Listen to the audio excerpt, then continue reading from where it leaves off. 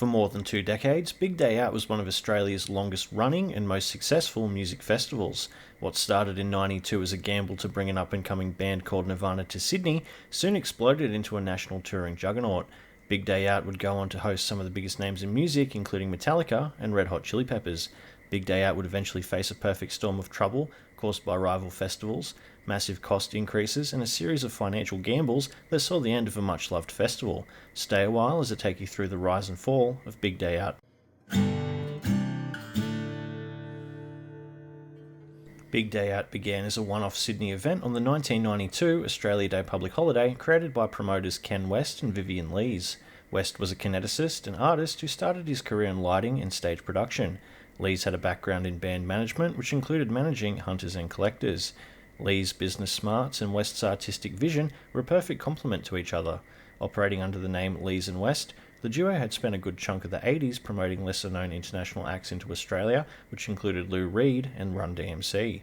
At the start of the 90s, West had been inspired by the multi-stage festival format of America's Lollapalooza and Summerfest in Milwaukee, which were proving to be extremely popular. West and Lee's reputation was growing. The duo had decided to turn the Violent Femmes Sydney gig at the Hordern Pavilion into a mini-festival for all ages. Big Day Out secured Nirvana as the middle slot support with some local supports including Rat Cat. This is quite significant as the duo had booked Nirvana before they were international superstars. By the date of the festival, Nirvana's Nevermind had taken the charts and the world by storm. Tickets were $40 if you pre-purchased or $50 at the gate.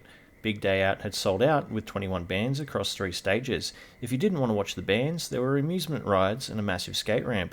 Despite a successful first festival, there were a couple of issues which included running out of beer in the early Arvo, to an overcrowded Hordern Pavilion full of people trying not to pass out in the sweat and heat. Off of the back of the massive success of the first year, the festival would go nationwide in 1993. 1992 had captured lightning in a bottle. It was clear that Aussie fans wanted what the Americans had. In 1993, West and Lees transformed Big Day Out into a national touring festival. Melbourne, Adelaide and Perth were added to the tour. Big Day Out was at the forefront of touring festivals in Australia. A template was being created for future promoters to try their hands at. Despite hitting 4 major cities, the 1993 lineup was headlined by Iggy Pop alongside Sonic Youth. The headliners were supported by Mudhoney, Helmet, Nick Cave and the Bad Seeds, and You Am I, amongst others. Tickets were $42 if you pre-ordered and $50 at the gate. 25 bands played in total, across all cities combined with a 4-stage setup. In Melbourne, Cosmic Psychos were covered in mud during their set, accused of inciting a riot, and weren't allowed back for a while. Apart from that, I couldn't find any other issues for 1993. Across all cities, 54,000 tickets were sold. Another massive year for Big Day Out. 1994 arrives with West and Lees having added the Gold Coast and Auckland to the festival. The lineup had also expanded. 1994 was headlined by Soundgarden, Smashing Pumpkins, and Ramones, with many other supporting acts including Primus, Tism, and the Hard-Ons. One hell of a lineup. The festival had also expanded its sound by including acts that spanned alternative rock, hip-hop, and punk. Big Day Out's identity wasn't tied to a single sound. Tickets were $45 if you pre-ordered and $50 at the gate yet again, 3 years running with pretty much no change in price. In most cities, the festival setup was 3 or 4 stages with approximately 45 to 50 bands across all cities combined. The size of the festival had pretty much doubled in 3 years. Along with the massive growth, 1994 saw several bigger issues come up. During Soundgarden's set in Perth, a member of the crowd threw a beer bottle that hit bassist Ben Shepherd in the face. Shepherd launched himself into the crowd to confront the attacker. Security had to pull him back onto the stage. Bjork was interrupted by a power outage in Perth. The Gold Coast leg was nearly cancelled due to a massive storm that turned the venue into a muddy swamp, and local residents were also pissed as they hadn't realised their homes were near a loud showground. On top of all of this, there were concerns across the festival regarding crowd safety, with massive crowd crushes occurring during The Breeders and Smashing Pumpkins. Big Day Out was just getting started. 1995 featured another huge lineup of roughly the same number of bands, artists and stages as the previous year. Ticket prices were still priced around the $60 mark this time. The biggest difference between 94 and 95 was the growing diversity of the lineup with the inclusion of dance and electronic artists such as Baxter. The festival was headlined by industrial metal legends Ministry, The Cult and Primal Scream. Other major support acts included The Offspring, who were touring off of the back of Smash, You Am I and Fundamental. Another major performance before they became huge was Silverchair. Silverchair were about to break out after having won a national demo competition. Big Day Out really was killing it 4 years in a row at this point. Rival promoters, however, were not happy with Big Day Out's success, ultimately causing the major controversy of 1995. Alternative Nation was created by Michael Gudinski and Michael Chugg, both rival promoters in the Australian music scene. Alternative Nation attempted to book many of the same alt and rock acts that traditionally fueled Big Day Out lineups.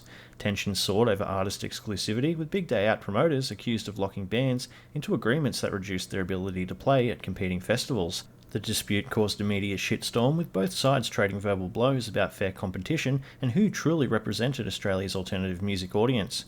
Big Day Out had the last laugh, however, when Alternative Nation failed in spectacular fashion. Alternative Nation went down as one of the biggest flops in Australian festival history. Torrential rain, Red Hot Chili Peppers and Stone Temple Pilots pulling out, poor planning, and low ticket sales were the main reasons for the disaster that cost millions. Big Day Out, however, marched on into 1996. Much like the previous 2 years, 1996 was roughly the same size and the same price as 1995 and 1994. Big Day Out had managed to book some huge headliners this year with Rage Against the Machine and Nick Cave and the Bad Seeds. International support acts were pretty good too, with Mudhoney, The Prodigy and Rancid appearing. Support from Aussie bands came in the form of Regurgitator, who were just about to release two playing, Spiderbait, UMI and Tism. Only minor controversies took place this year, with fans upset about Nick Cave singing a duet and being overly affectionate with Kylie Minogue, and Rage Against the Machine sparking concerns over Big Day Out crowd safety yet again, with crazy mosh pits leading to crowd crushes. 1997's Big Day Out was rumoured to be the last one, with concerns from fans after the promoters talked about Big Day Out reaching its peak due to the increasing costs and massive scope. Festival merch with the slogan, 6 and Out, further fueled the rumours. Despite this, another excellent festival was put on. The lineup was headlined by Soundgarden for the second time. Soundgarden played their final Australian shows at the festival before their first breakup. The other major headliner was The Offspring. The headliners were supported by The Prodigy and Aphex Twin, Fear Factory, Powderfinger, UMI and Frenzal Rhomb, amongst many others.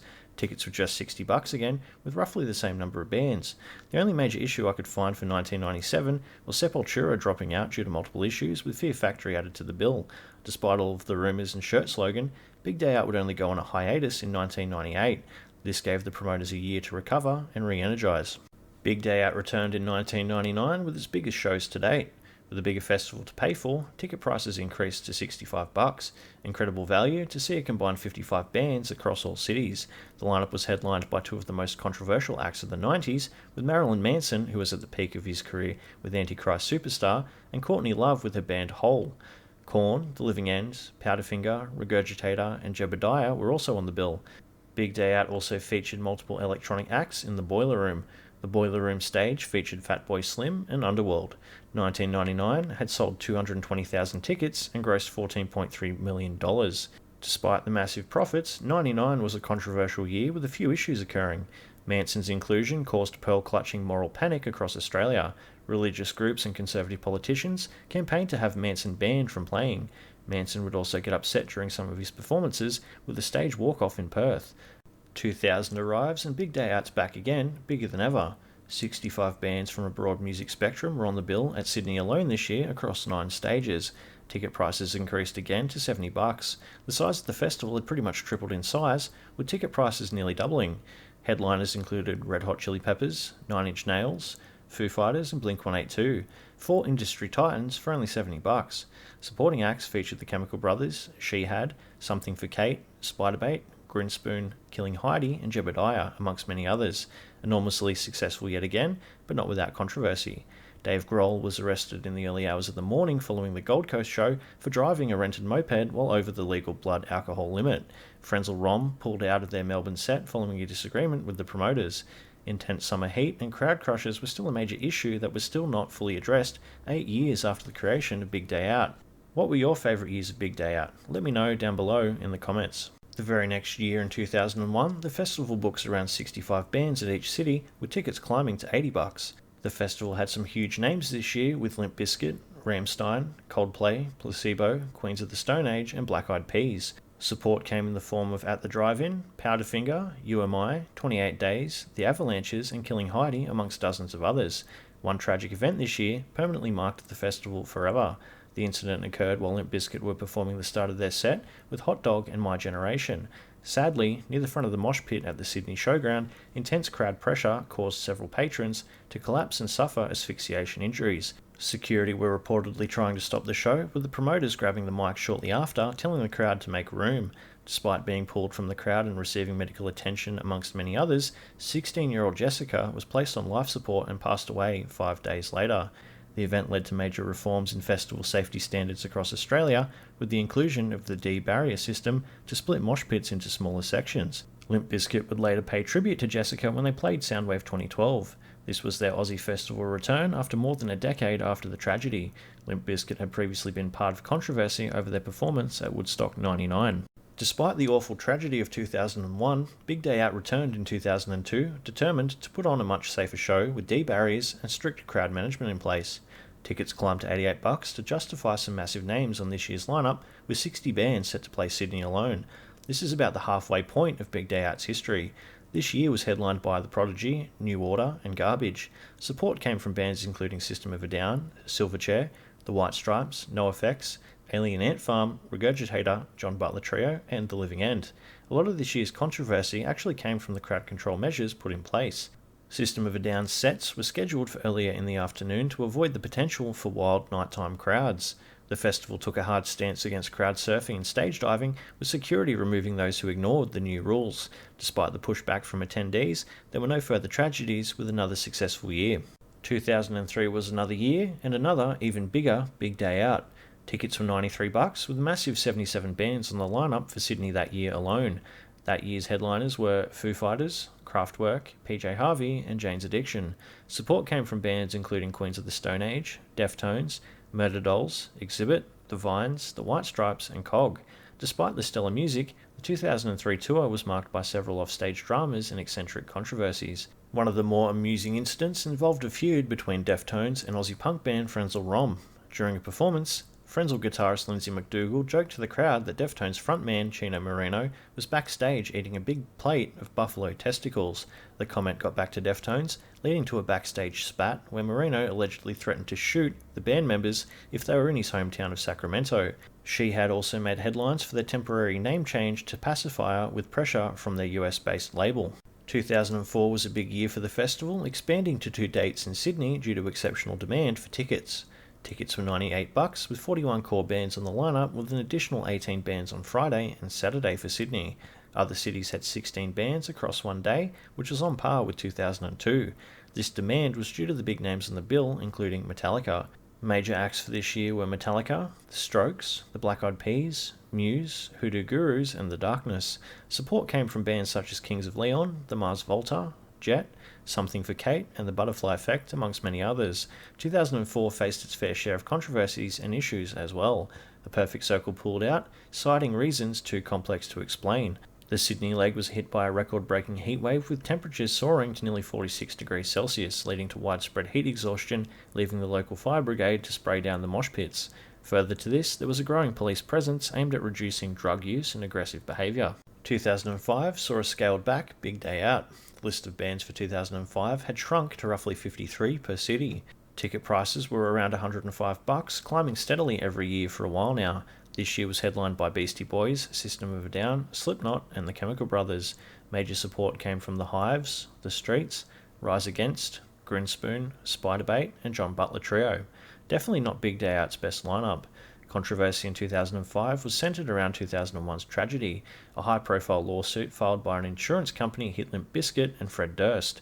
The lawsuit was attempting to recover legal fees related to the 2001 tragedy. The band were previously cleared of any wrongdoing. The lawsuit failed to stick against the band as a result. Another massive heatwave continued to cause health concerns, with an ongoing debate over the increase in police presence taking place in the background. In 2006, ticket prices went up to $110, with 76 bands across all cities, which was close to 2003's numbers. The main stages were dominated by the White Stripes, Iggy and the Stooges, Franz Ferdinand, Kings of Leon, and the Mars Volta.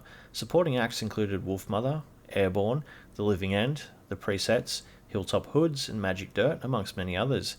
The 2006 festival, although successful again, is often remembered for the Australian flag controversy. In the wake of the Cronulla riots a month earlier, promoters made a plea for patrons to leave Aussie flags at home. West had stated that the flag was being used as a gang colour and a tool of intimidation. This sparked a nationwide debate involving then Prime Minister John Howard, who criticised the move as un-Australian. Some patrons also complained about the extreme dust and wind conditions at the Sydney venue that made the outdoor bands difficult to watch. After a few years of playing it safe, Big Day Out booked its biggest lineup to date with 85 bands in 2007. With the massive lineup of killer bands came a price hike up to $115 a ticket. This year was headlined by Tool, The Killers, and Muse. Some of the biggest supporting acts were My Chemical Romance, Violent Femmes, Jet, Eskimo Joe, Lily Allen, and John Butler Trio. Carrying over from the previous year, organisers tried to stop people from bringing Aussie flags to the Sydney concert, worried about racist undertones. They were worried about an increase in racial tensions, especially as the event was moved from Australia Day. Australians reacted strongly, wearing flags as dresses, shirts and tattoos to show patriotism, with many ignoring the ban. Promoters eventually backed down. Police presence continued to be an issue for patrons, with more and more drug-related arrests being made. Aside from that, another successful year was put to bed. In 2008, the lineup was scaled back to 72 bands. Despite the drop in acts, ticket prices continued to climb to $125. For headliners, 2008 had Rage Against the Machine, who had just reunited, Bjork, and Arcade Fire. Supporting the headliners were bands including LCD Sound System, Paul Kelly, Hilltop Hoods, Regurgitator, Carnival, Silverchair, and Grinspoon. Apart from a handful of bands, another average kind of lineup when compared to 2007. Only two noteworthy issues occurred in 2008, and they were caused by Bjork, who had to cancel her Sydney and Adelaide performances due to swelling of the vocal cords.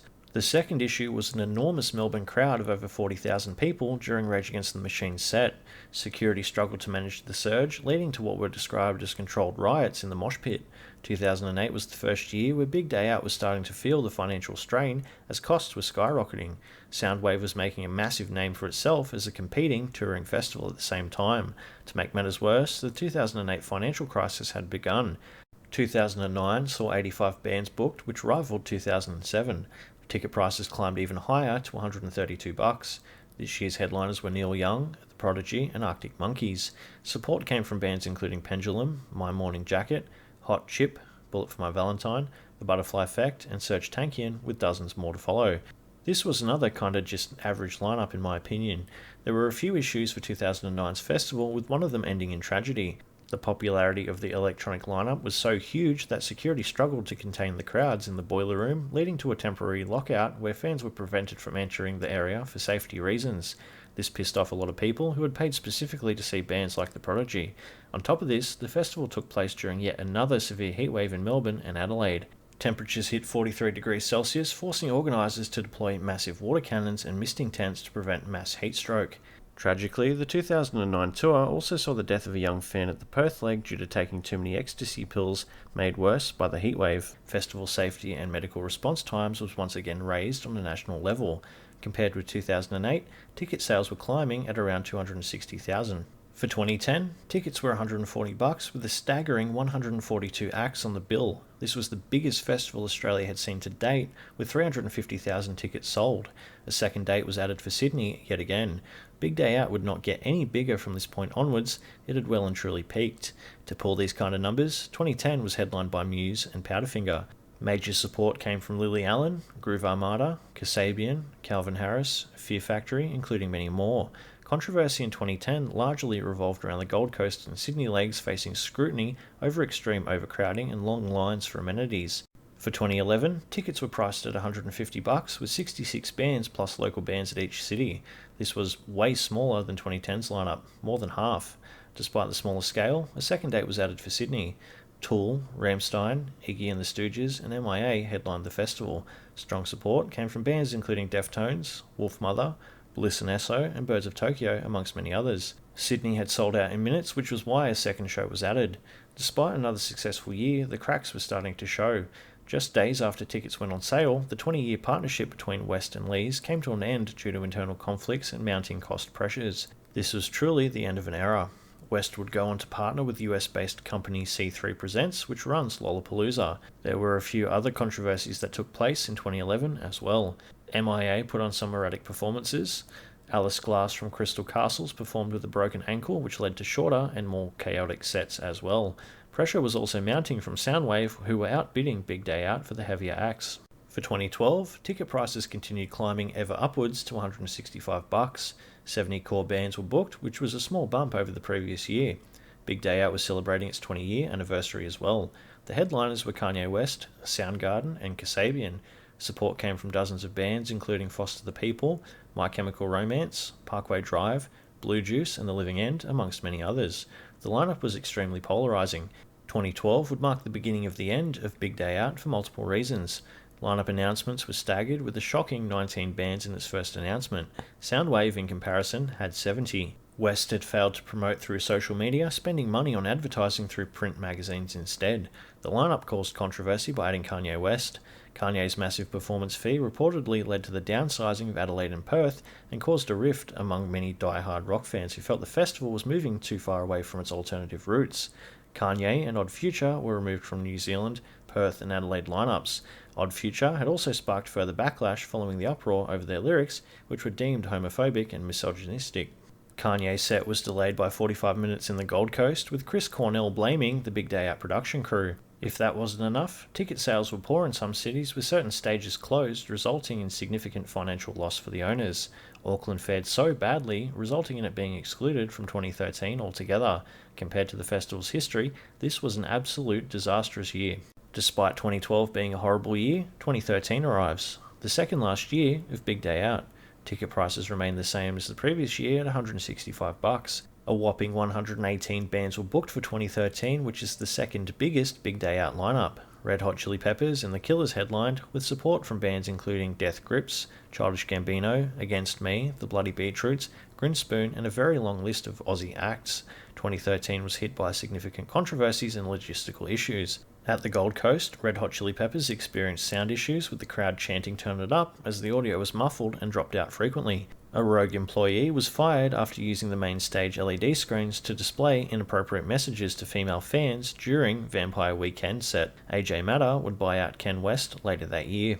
Both co-founders had now sadly exited the festival. Despite 2 bad years back-to-back, AJ Matter and C3 pushed on for one final Big Day Out in 2014. Ticket prices increased to $185 with 57 main bands booked. Unlike every year prior, VIP tickets were offered at $285, offering additional perks such as enhanced entry and viewing. With a significant price increase and a much smaller bill, this was a horrible move. Pearl Jam, Arcade Fire, and Snoop Dogg headlined, receiving support from major acts including Flume, Major Lazer, Peking Duck, Primus, Deftones and The Hives, and many more. In terms of controversy, this year was an absolute doozy. 8 weeks before the first show, Blur pulled out of the festival. They cited constantly shifting goalposts and challenging conditions from the organisers. An enormous act was now gone with a massive hole to fill. This sparked a war of words between Blur's frontman and AJ Matter. To fill the gap, the festival had added The Hives, BDI and Deftones. The loss of Blur had a negative impact on ticket sales. Main stages experienced small crowds, which caused a poor atmosphere to boot. Vivian Lees accused Matter of running the festival into the ground, eventually leading Matter to sell his stake later that year for $1 to C3. C3 was now the sole owner of Big Day Out. Matter could buy back in for $1 in the future if he wanted to. Matter had lost about $10 million with Big Day Out.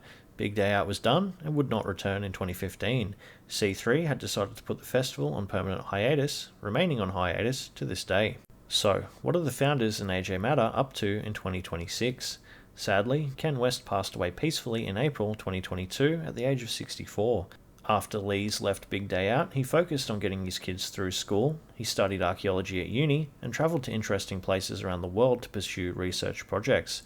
AJ Matter ran Soundwave for one more year in 2015, which was another financial disaster with the debt racked up into the millions. Check out my Rise and Fall of Soundwave video if you want to know more. Big Day Out was one of Australia's most loved annual touring festivals.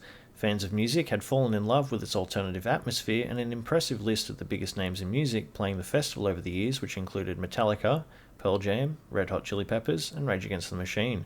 Big Day Out's eventual collapse was a death by 1,000 cuts due to skyrocketing artist fees, intense competition from festivals like Soundwave, internal rifts, last-minute artist cancellations, low ticket sales, and alleged financial mismanagement. Despite all of this, most people that attended have fond memories. Big Day Out won't be forgotten anytime soon. Thanks for watching.